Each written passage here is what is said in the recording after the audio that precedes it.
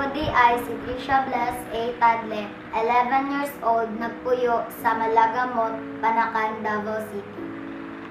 Adunay pananawo nagihatag ang Ginoo kanako sa among panimbawon sa adlaw sa Domingo sa bulan sa Disyembre 2, 2013. Gipakita sa Ginoo ang duha ka dalan. Ang unang dalan, straight, adunay kahayag apan gamay lang ang nagsubay. Ang ikaduhang dalan nga akong nakita, liko-liko ug ngit-ngit kaayo. Daghang mga tao ang nagpakiluoy ug nangayod tabang. Sa mga igsuon diha sa Ginoo, manglakaw kita pagsangyaw sa pulong sa Ginoo. Aran luwason sila sa pangalan ni Ginoong Hesukristo.